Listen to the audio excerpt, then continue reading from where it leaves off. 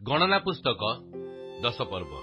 ଅନନ୍ତର ସଦାପ୍ରଭୁ ମୂଷାଙ୍କୁ କହିଲେ, ତୁମେ ରୂପାର 2 ତୁରୀ ନିର୍ମାଣ କର। ତୁମେ ପିଟା କର୍ମରେ ତାହା ନିର୍ମାଣ କରିବ। ଆଉ ତୁମେ ମଣ୍ଡଳୀକୁ ଆହ୍ୱାନ କରିବା ବେଳେ ଓ ଛାଉଣି ସମୂହ ପ୍ରସ୍ଥାନ କରିବା ବେଳେ ତାହା ବ୍ୟବହାର କରିବ।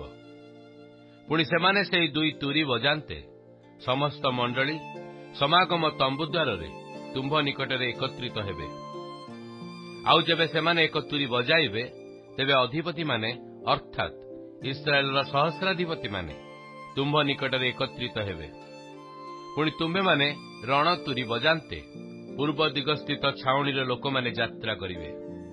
ପୁଣି ତୁମ୍ଭେମାନେ ଦ୍ୱିତୀୟ ଥର ରଣତୁରୀ ବଜାନ୍ତେ ଦକ୍ଷିଣ ଦିଗସ୍ଥିତ ଛାଉଣିର ଲୋକମାନେ ଯାତ୍ରା କରିବେ। ଏହି କ୍ରମରେ ସେମାନେ ଆପଣମାନଙ୍କ ଯାତ୍ରା ନିମନ୍ତେ ରଣତୁରୀ ବଜାଇବେ। ସମାଜକୁ ଏକତ୍ର କରିବା ସମୟରେ ତୁମେମାନେ ତୁରୀ ବଜାଇବ, ମାତ୍ର ରଣତୁରୀ ବଜାଇବ ନାହିଁ।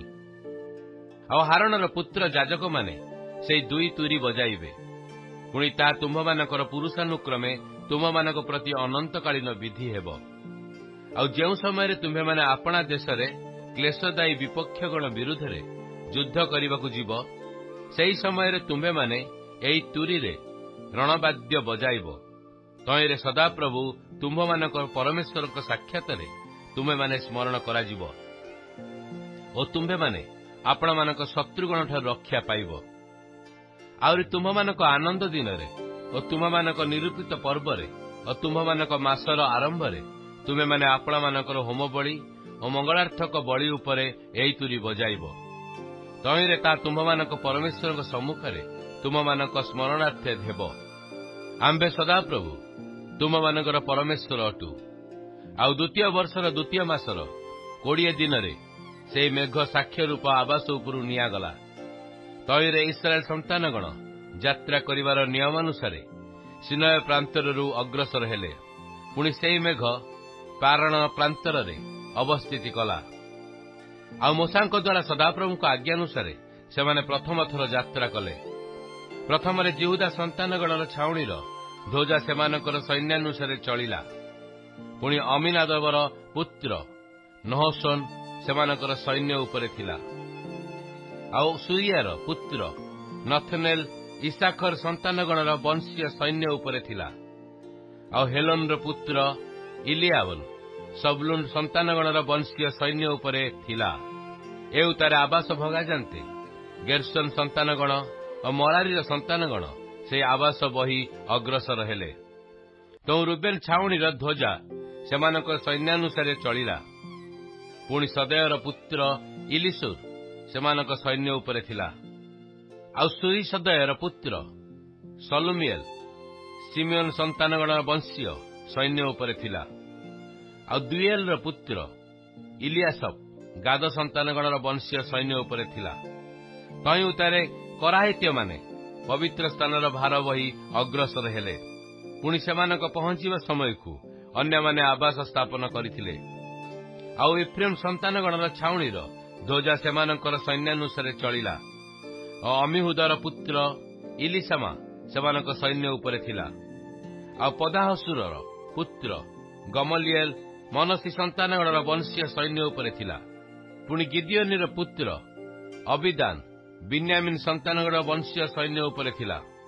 ତ ସମସ୍ତ ଛାଉଣିର ପଶ୍ଚାତଦାନ ସନ୍ତାନଗଣର ଛାଉଣିର ଧ୍ୱଜା ସେମାନଙ୍କ ସୈନ୍ୟାନୁସାରେ ଚଳିଲା। ଅମିଷଦୟର ପୁତ୍ର ଅହିଏସର ସେମାନଙ୍କ ସୈନ୍ୟ ଉପରେ ଥିଲା। ଆଉ ଅକ୍ରଣର ପୁତ୍ର ପଗିଏଲ ଆସେର ସନ୍ତାନଗଣର ବଂଶୀୟ ସୈନ୍ୟ ଉପରେ ଥିଲା। ପୁଣି ଏନନର ପୁତ୍ର ଅହିର ନପ୍ତାଲି ସନ୍ତାନଗଣର ବଂଶୀୟ ସୈନ୍ୟ ଉପରେ ଥିଲା। ଏହି ରୂପେ ଇସ୍ରାଏଲ ସନ୍ତାନଗଣର ଯାତ୍ରା ସେମାନଙ୍କ ସୈନ୍ୟାନୁସାରେ ହେଲା ଓ ସେମାନେ ଅଗ୍ରସର ହେଲେ। ଅନନ୍ତର ମୂଷା ଆପଣା ଶ୍ୱଶୁର ମିଦିୟନିୟର ରୁଏଲର ପୁତ୍ର ହୋବକୁ କହିଲେ, ସଦାପ୍ରଭୁ ଯେଉଁ ସ୍ଥାନ ବିଷୟରେ କହିଛନ୍ତି ଆମ୍ଭେ ତାହା ତୁମ୍ଭମାନଙ୍କୁ ଦେବା। ସେହି ସ୍ଥାନକୁ ଆମ୍ଭେ ଯାହା ଯାହା କରୁଅଛୁ, ତୁମ୍ଭେ ଆମମାନଙ୍କ ସଙ୍ଗରେ ଆସ। ତହିଁରେ ଆମ୍ଭେମାନେ ତୁମ୍ଭର ମଙ୍ଗଳ କରିବା। କାରଣ ସଦାପ୍ରଭୁ ଇସ୍ରାଏଲ ବିଷୟରେ ମଙ୍ଗଳ କଥା କହିଛନ୍ତି।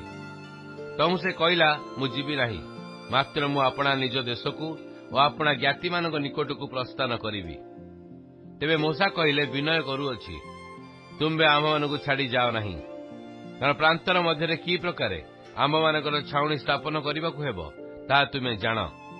ଏହେତୁ ତୁମ୍ଭେ ଆମ୍ଭମାନଙ୍କ ଚକ୍ଷୁର ବଦଳେ ହେବ, ଆଉ ତୁମ୍ଭେ ଆମ୍ଭମାନଙ୍କ ସଙ୍ଗେ ଗଲେ ଏହା ହେବ, ନିଶ୍ଚୟ ଏହା ହେବ। ସଦାପ୍ରଭୁ ଆମ୍ଭମାନଙ୍କ ପ୍ରତି ଯେକୌଣସି ମଙ୍ଗଳ କରିବେ ତାହା ଆମ୍ଭେମାନେ ତୁମ୍ଭ ପ୍ରତି କରିବୁ। ଏ ଉତ୍ତାରେ ସେମାନେ ସଦାପ୍ରଭୁଙ୍କ ପର୍ବତରୁ 3 ଦିନର ପଥ ଗଲେ। ପୁଣି ସଦାପ୍ରଭୁଙ୍କ ନିୟମ ସିନ୍ଦୁକ ସେମାନଙ୍କ ନିମନ୍ତେ ବିଶ୍ରାମ ସ୍ଥାନ ଅନ୍ୱେଷଣ କରିବା ପାଇଁ ସେମାନଙ୍କ ଆଗରେ 3 ଦିନର ପଥ ଗଲା। ପୁଣି ସେମାନେ ଛାଉଣିରୁ ଯାତ୍ରା କରିବା ବେଳେ ସଦାପ୍ରଭୁଙ୍କ ମେଘ ଦିବସରେ ସେମାନଙ୍କ ଉପରେ ରହିଲା। ପୁଣି ସିନ୍ଦୁକ ଅଗ୍ରସର ହେବା ବେଳେ ମୋଶା କହନ୍ତି, ସଦାପ୍ରଭୁ ଉଠ, ପୁଣି ତୁମ୍ଭର ଶତ୍ରୁମାନେ ଛିନ୍ନ ଭିନ୍ନ ହେଉନ୍ତୁ, ଓ ଯେଉଁମାନେ ତୁମକୁ ଘୃଣା କରନ୍ତି ସେମାନେ ତୁମ୍ଭ ସମ୍ମୁଖରୁ ପଳାୟନ କରନ୍ତୁ। ଆଉ ତାହା ବିଶ୍ରାମ କରିବା ବେଳେ ସେ କହନ୍ତି, ସଦାପ୍ରଭୁ ତୁମେ ଇସ୍ରାଏଲର ଅୟୁତ ସହସ୍ର ପ୍ରତି ଫେର।